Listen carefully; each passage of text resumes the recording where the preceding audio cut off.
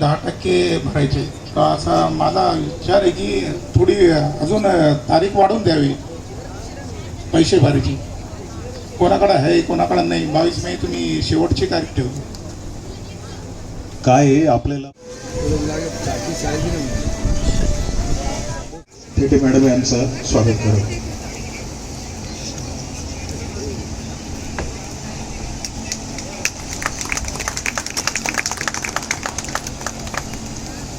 बँकेकडनंच आपल्याला लोन करायचंय. आपण SBI, HDFC ज्या काही नॅशनलाइज बँक आहे आपण त्यांच्या माध्यमातून सुद्धा हे लोन करू शकतो. तर आपल्याला तशा पद्धतीने लोन करायचं असेल तर आपण फ्री आहात समजा. कसं आहे हे सोयीसाठी एक प्लॅटफॉर्मवर आपण सर्व बँकांना आणण्याचा प्रयत्न केलाय. ज्यांना कुणाला नॅशनलाइज बँकेतनं लोन करायचं असेल ते नॅशनलाइज बँकेतनं लोन करू शकते. आदर करती हूँ और हर गरीब के लिए आपने जो सुविधा दी है वो बहुत अच्छी चीज़ है. पर आप लोग का जो प्रोसेस है वो कैसा है. कोई किराए के रूम में रहता है कि महीना हम लोग 5,000-7,000 भर रहे हैं इसीलिए हम ये घर खरीदना चाह रहे हैं. ठीक है. तो आप लोग ने जो प्रोसेस जल्दबाजी में कर रहे हो मतलब अभी तुरंत चाहिए 10%. ठीक है. उसके आगे जो प्रोसेस चालू होगा लोन का प्रोसेस हमको तुरंत चालू हो जाएगा. तो अब हमारी ये प्रॉब्लम होती है कि हम किराए के घर में भरे या इधर भरे. और वही अगर ये बनने के बाद हमको ये चीज अगर चालू हो जाती तो हम जो किराए में. ठीक है मैडम, आपका क्वेश्चन समझ में आ गया. मैं अभी अतिरिक्त आयुक्त मॅडम यांना विनंती करतो. जवळपास 11% ते 13-14% जाईल. प्रत्येक कंपनी प्रोफाईल, इन्कम, सिबिल या सगळ्या क्रायटेरिया त्याच्यामध्ये येतात. त्याच्यामुळे एकच आहे समजा कस्टमर 4 प्रकारचे कस्टमर आहे की सॅलराईड कस्टमर याच्या अकाउंटला सॅलरी येते आहे तर त्या प्रत्येकाचा एकच रेट ऑफ इंटरेस्ट राहील असं नाही आहे. कारण की सॅलरी जरी एक असली तरी सिबिलनुसार ते फरक पडतो. त्याच्यामुळे केस टू केस प्रत्येक केस टू केस डिफरन्स येईल.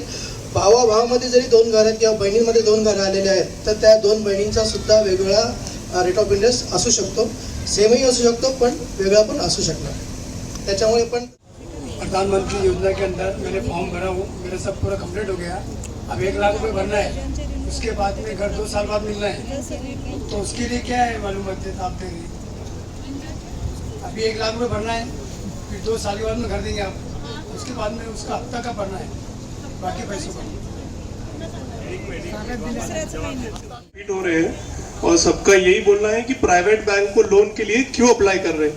पहली बात तो आप लोग ये समझ के लीजिए कि प्राइवेट बैंक जो है तो वो उनकी खुद की रिस्क के ऊपर आपको लोन दे रहे हैं. वो 1%, 2% बढ़ के ले रहे हैं पर आपको लोन प्रोवाइड कर देंगे. आप आपके लेवल पे पहले गवर्नमेंट का जो भी बैंक नेशनलाइज बैंक है वहाँ अप्लाई कर सकते हैं. अगर वहाँ नहीं होता तो प्राइवेट बैंक आपके लिए रेडी है देने के लिए. हाँ, और SBI भी हम लोग के वहाँ पे है. अगर आपका SBI से होता है तो बहुत अच्छी बात है. अगर नहीं होता है तो फिर आपकी सैलरी के ऊपर डिपेंड होता है. जैसा कि अभी किसी ने यहाँ पूछा है कि कोई रिक्शा चालक है, कोई फ्रूट वाला है, उसके पास डॉक्यूमेंट्स नहीं है, कुछ नहीं है, तो नेशनलाइज बैंक ने आपको क्या बेसिस पे लोन देगी. तो वहाँ पे आती है प्राइवेट बैंक. प्राइवेट बैंक आपको भले ही 1%, 2% बढ़ के ले रही है पर आपको लोन प्रोवाइड कर देगी. आता जसं बँकेने आम्हाला विनंती केली आहे तशी आम्ही सुमोटो आजच्या ह्या बैठकीचा रेफरन्स देऊन एक सगळ्या बँकांसाठी पत्र काढतो. तसं काय असेल तर मग एक जाहीर प्रकटन काढतो जे सगळ्या बँकांसाठी to whomsoever it may concern वाला तर सगळ्या बँकांना आम्ही एक पत्र देतो. कारण आणि मी तुम्हाला आता वाचून पण दाखवते PMAY 2च्या गाईडलाईन्स मध्ये कोण कोण आहे. त्याच्यापूर्वी एक प्रश्नाचं उत्तर देते तो शोधेपर्यंत. एकाने टाकलंय की कामगाराचं कार्ड असेल तर कामगाराचं कार्ड असेल तर कामगार विभागाकडून त्यांना 2 लाख रुपयाचं अनुदान मिळतं ऍडिशनल. त्यासाठी आपण काय करणार आहोत. काही लोक विसरून गेले की ते कामगाराचं कार्ड लावावं. तर जे लोक 10% भरतील काय ना की आपण 3600 लोकांची यादी पाठवून काहीच उपयोग नाही. जे लोक 10% भरतील पैसे त्या लोकांसकट त्या सगळ्याच लोकांची आपण यादी कामगारला देणार आहोत. कामगार आयुक्तालयाकडे देणार आहोत की ज्यांचं रजिस्ट्रेशन झालेलं आहे. आणि कारण की बऱ्याच जणांचं मीन व्हाईल रिन्युअल झालेलं आहे जे की ते पूर्वीचं आमच्याकडे त्याची नोंद त्यांनी जी दिली होती. जसं की आता नोव्हेंबरमध्ये आम्ही त्यांच्याकडनं यादी मागवलेली आहे आणि ह्याच्यासाठी लागतं कामगाराची नोंदणी 1 वर्षापूर्वीची. तर तिथे चान्सेस आहेत की अजून काही लोकांचं वाढू शकतं का किंवा त्या यादीमध्ये काही बदल झाला आहे का किंवा काही लोकांनी ती ऍड नाही केलं तर तुम्ही विसरलात किंवा त्यामुळे तुमचं नुकसान होऊ नये म्हणून आपल्याला आयुक्त महोदयांनी काय सांगितलं की आपण जे कोणी लोक 10% भरतील तर ते 10% भरलेले सरसकट सगळ्यांचीच आम्ही कामगारला यादी पाठवून देऊ. मग ते व्हेरीफाय करतील. हॅलो. आणि तसं तर आमच्याकडे डेटा आहे, पण एखाद दोन चुकू नये म्हणून आम्ही ही दक्षता घेणार आहोत. या कामगार लोकांना आम्ही रोज गाईडलाईन करतो, त्यांना मार्गदर्शन करतो. पण काय होतंय मॅडम माहितीये का, हे रिन्यू कार्ड करण्यासाठी 6-6 महिने लागत आहे. आता ते विभाग आमच्या अंतर्गत नाहीये. आपण पाहू पुढे भविष्य, जर आता सध्या लाभ नाही घेता आला, पुढे भविष्यात काही घेता येतो का, आपण काही विशेष विनंती करू शकतो का, शासनाला बघू शकतो. आमच्याकडून की बाबा हे खूप आपल्याला सांगते, तुम्ही आउटसाइडला कुठे जागा घ्या, फ्लॅट घ्या, 20 लाख 25 लाख फ्लॅटला आहे. तुम्ही मोकळी जागा घेतली, 1 गुंठा घेतला 11 लाख 12 लाख आहे. ही तुम्हाला इतकी चांगली सवलत देते. 9.5 लाखामधून 2.5 लाख मागून 7 लाख रुपये तुम्हाला कोणतंच आपल्याला फ्लॅट भेटणार आहे. आता हे कॅल्क्युलेशन यांना कळतच नाही मॅडम. आणि तुम्ही आता बाहेर एखादा फ्लॅट घ्या, नगदी तुमच्याकडे 35-30 लाख रुपये आहेत का भरायला? रजिस्ट्रेशनला जाईल तुमचे 3-4 लाख रुपये. माझ्या स्वतः नातेवाईकांना हा रजिस्ट्रेशनला भेटणार आहे का यांना 3-4 लाख रुपये नगदी तुम्हाला रजिस्ट्रेशन? ही ज्या योजना आहे ना, माझ्या आत्यांना भेटली, माझ्या मावशीला भेटली, त्यांचं ऐकून मी या योजनेला फॉर्म भरले आहे. आणि ही 2 मिनिटं बसून घ्या, 2च मिनिटं. कार्यक्रम संपण्यात आहे. त्या ताई मनोगत व्यक्त करतायत, खूप छान बोलतायत. 2 मिनिटं ऐकून घ्या तुम्ही. बसा, तुम्ही सगळे बसा प्लीज. आणि तुम्ही म्हणते 1 लाख रुपये तुम्ही पैसे देते ना, ते बांधकाम कसं करतील ते? पैसे ते का फुकटात देणार का? तुम्ही जागा घेतली, तुम्हाला जागेचे पैसे तर भरावेच लागेल ना. मोकळी जागा घ्या तर फुकटात थोडी देणार आहे. 11 लाखाची जागे तुम्हाला नगदी पैसे द्यावे लागेल. याच्यात आपले टप्पे पाडून दिलेत त्यांनी, टप्पे पाडून दिले. आणि सगळ्या तुम्ही फायनान्स करा, बँकेत फायनान्सला द्या. तुम्हाला सॅलरी स्लिप मागतील, बँक स्टेटमेंट मागतील, भरपूर कुठाने सांगतील. तरी ते आपल्याला इतकं सहकार्य करताय. तुम्ही त्यांनाच म्हणताय नाही तुम्ही असंच केलं तर हे तुम्ही चुकीचं बोलताय. तुम्ही इथं सगळ्यांनी एकच प्रश्न मांडताय. खूप म्हणजे कमीत कमी बँकेचा हप्ता बसतो. तुम्ही दुसऱ्या बँकेतून लोन घ्या, 10,000-15,000 शिवाय बँकेचा हप्ता EMI पडतो. आणि 7,000 रुपये EMI खूपच कमी झाला. आज आपण थोडं सहकार्य केलं तर आपल्याला भेटणारच आहे. आपल्याला ते घर EMI फेडेपर्यंत भरायचं बाहेर की नंतर आपल्याला कोणते EMI फेडायचे? असं भाड्याच्या घराला 6-6 वर्ष वाटले आपण. सगळ्यांची एकच गोष्ट, ते आपल्याला खूप कॉपरेटिव्ह करते. तुम्ही त्यांचं काही ऐकतच नाही. तुम्ही तुमच्या मनातल्या गोष्टी सांगायला. हाँ, आपका नाम क्या है? अरे आप तो उसका जवाब सुने भी नहीं जा रहे. Okay ma'am. हाँ, उत्तर नहीं चाहिए क्या? नहीं चाहिए. अरे और इतनी तालियां बजाई लोगों ने, तो जवाब तो सुनना चाहिए ना भी आपको. Yes yes. हाँ, तो आपका क्या सवाल था कि भाई हम लोग किराए के घर में रह रहे हैं, जी तो वहाँ 5,000 भरे हैं, यहाँ जी. घर किसके नाम का होगा मैडम? अब जैसे कि है एक मिनट, घर किसके नाम का होगा? आपके नाम का, राइट? यस.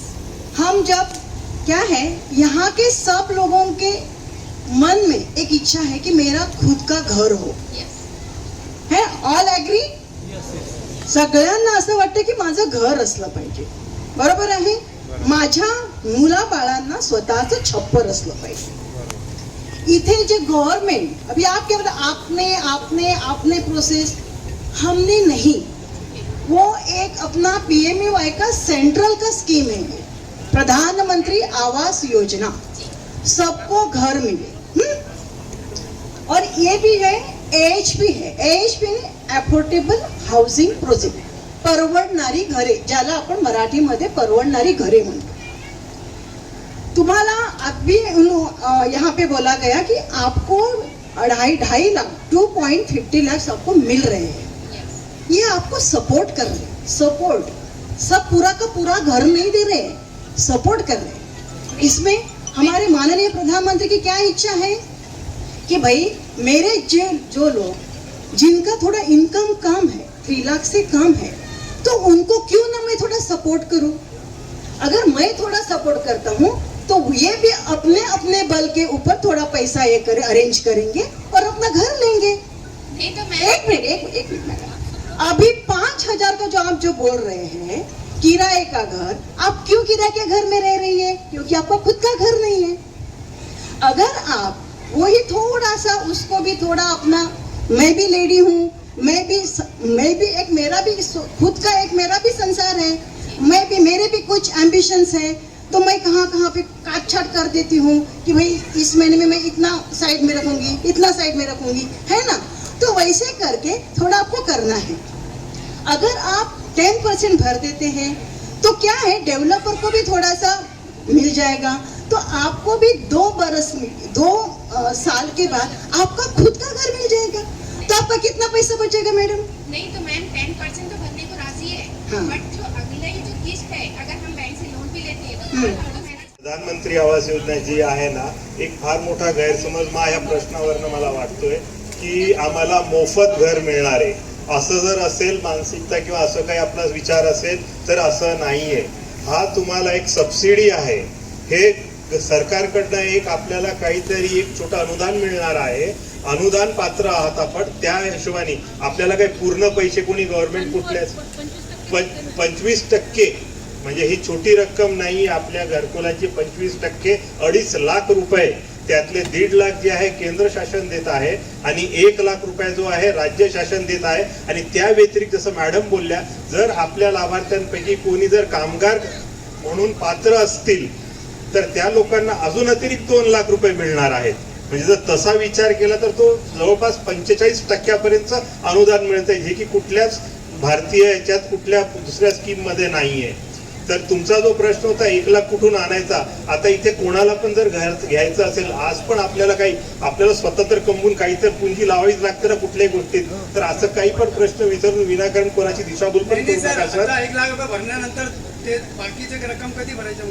हा, तर ते आता जे बँकवाल्यांनी जे सांगितलं ना, आता तुम्हाला जर पहिले तुम्ही एक फर्स्ट इन्स्टॉलमेंट भरणार 1 लाखाचा उदाहरणार्थ, ते भरल्यानंतर जसं जसं तुमचे टप्पे पाडून दिले गेलेले असणार आहेत, जुलैचा पहिला टप्पा जुलै 2026 तो दुसरा टप्पा असणार आपला, त्यावेळेस तुम्हाला परत जी काही अमाऊंट ठरवलेली आहे ती भरायची आहे।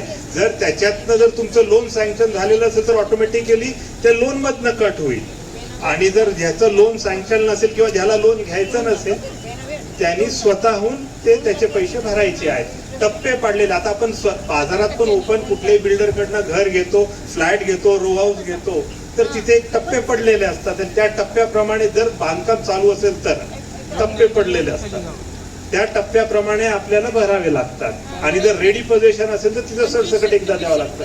आपली सगळ्या स्कीम्स ज्या आहेत त्या टप्प्याने द्यायच्या आपल्याला, कारण की बांधकाम तुम्ही समोर बघताय चालू आहेत, जी येत्या 1 ते 1.5 वर्षाच्या आत तुम्हाला पोझिशन मिळणार आहे, 2 वर्ष पण नाही लागणार आहे त्याला। हा, म्हणजे आमचा जर प्रयत्न हा असेल, जर सगळे आम्हाला लाभार्थी मिळाले तर आम्ही 1 वर्षात तुम्हाला हँड ओव्हर करू, इतकं सक्षम आहे आमचं पूर्ण स्टाफ आणि आमची टीम पूर्ण। पहला जो हफ्ता है, पहला वो आपको खुद को भरना है। वो क्यों भरना है? क्योंकि आपका घर है, आपको देना है।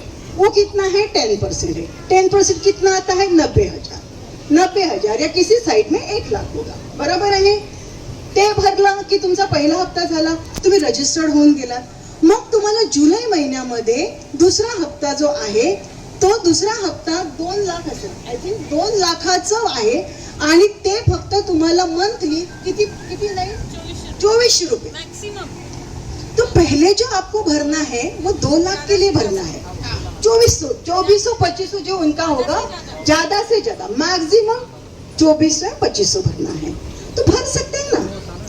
ये जो यहाँ पे एक प्लेटफॉर्म पे आए हैं, इसीलिए आए हैं कि भाई आपको पहले ये करना है कि मैं मेरा खुद का घर बनाऊंगी, है ना।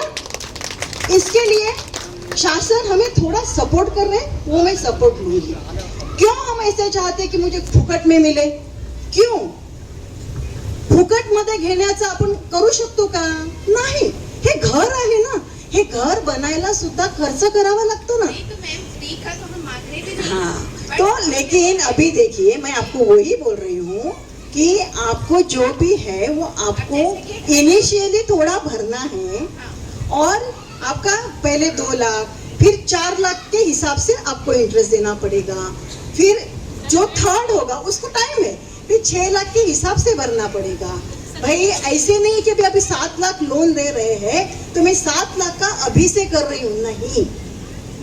हे तुम्हाला समजते का? समजते? कळलं का तुम्हाला? तर हे लक्षात ठेवा की शासन जे आहे ते तुम्हाला सपोर्ट करत आहे. आणि 2.5 लाख देणं ही खूप मोठी गोष्ट आहे. का तर तुम्हाला तुमचा आत्मसन्मान मिळावा, तुम्हाला तुमच्या घरात राहण्याचा आनंद मिळावा, यासाठी शासनाने दिलेला तुम्हाला एक सपोर्ट आहे. त्या सपोर्टचा उपयोग घ्या. आज विकासक आपल्या विकासक आहे. आज जे आपण हे सगळं बघत आहे हे त्यांनी त्यांच्याकडचे पैसे यूज करून त्यांनी हे सगळं बनवलेलं आहे. आता त्यांना सुद्धा थोडं लागणार आहे ना, का असंच बनणार आहे? आणि सर्वात महत्वाचं हे लक्षात ठेवा की माझं स्वतःचं घर होतंय. आणि इथे आमच्या ज्या महिला भगिनी आहेत ना, ह्यांनी आताच मनात ठरवून टाकलं असेल की मी इथे थोडंसं खर्च कमी करेन आणि मी माझ्या हस्बंडला पैसे देईन की बाबा रे तू घर बुक कर.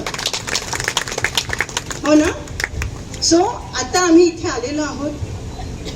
ह्या मॅडम तर तुमच्याशी बोलताना भावूक झाल्या, कारण मी तर नंतर आली आहे, पण त्यांनी सुरुवातीपासूनची ही प्रक्रिया केलेली आहे. आणि आपण कसे 4 चाकं आहोत. 4 चाकामध्ये कोण? पहिला आपला आम्ही मनपा, की तुम्हाला सगळ्यांना आम्ही चान्स दिला. दुसरं चाक कोणतं? डेव्हलपर जे बनवत आहे. तिसरं चाक कोणतं? तर बँका तुम्हाला सपोर्ट करत आहे. आणि चौथं चाक कोणतं? जे तुम्ही, सर्वात महत्वाचं तुम्हीच नाही तर आपली गाडी कशी जाईल? ही गाडी चालावी म्हणून आज आपण हा सगळा घाट घातलेला आहे. तर आता फक्त इथे मला सांगितलं 20 लोकांनीच भरलेत ना.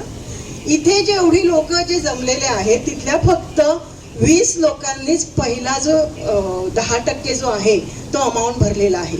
आणि त्यातल्या 3 भगिनी आमच्या होत्या की ज्यांनी आमचा सत्कार केला, म्हणजे आम्हाला हे पुष्पगुच्छ दिलं. खरं तर त्यांना पुष्पगुच्छ दिला पाहिजे. सो मला म्हणजे आता आपण कॉन्क्लुडिंग शेवटच्या टप्प्यात आहोत. तुम्ही मला वाटतं 4 वाजल्यापासून इथे आला असाल. तुम्हाला इथे आणण्यासाठी आमचे जे विकासक आहेत ह्यांनी मला वाटतं 2 दिवसापासूनच तयारी सुरू केली असेल. तुम्हाला फोन केलं असणार, आला असेल ना फोन तुम्हाला. बघा त्यांना पण तुमची काळजी आहे ना. तुम्हाला फोन केला, तुमच्यासाठी इथे सगळी ही व्यवस्था केली. ह्या निमित्ताने तुम्हाला तुमचं भविष्यातलं घर बघता आलं. आम्ही इथे आलो, आम्हाला सुद्धा हे सगळं आम्हाला भेटता आलं. सो आता आपण डायरेक्ट चावीसाठीच भेटणार आहोत, एवढं लक्षात घ्या. इथल्या सर्व लोकांनी इथे जे कोणी माझे दादा ताई जे सगळे आहेत ह्यांनी 10% भरायचं आहे आणि आपल्या ह्या घराचा, आपल्या स्वतःच्या घराचा लाभ घ्यायचा आहे. आणि यासाठी आम्हाला माननीय आयुक्त यांनी सूचना केल्या. माननीय आयुक्तांचं पण हेच मानस आहे, इच्छा आहे की PMAY मध्ये आमचे जेवढे विजेते आहेत त्यांना त्यांचं घर मिळावं. आणि त्यासाठी त्यांना अडचणी येत असेल तर त्यांनी आम्हाला डायरेक्शन्स दिल्या, सूचना दिल्या की तुम्ही त्यांच्यापर्यंत जा, लाभार्थ्यांपर्यंत जा. आणि म्हणून आम्ही आज लाभार्थ्यांपर्यंत आलेलो आहोत. माननीय आयुक्तांचे मी खरंच आभारी आहे. माननीय महापौरांचीही तीच इच्छा आहे, उपमहापौर यांचीही तीच इच्छा आहे, माननीय सभापती यांचीही तीच इच्छा आहे. तुम्ही ज्यांना ज्यांना निवडून दिले ते सगळे सन्माननीय नगरसेवक यांनाही तेच वाटत आहे. PMAY ही योजना आपल्याला यशस्वी करायची आहे, पण तुम्ही महत्त्वाचे घटक आहात. एवढं मी तुम्हाला आवाहन करते.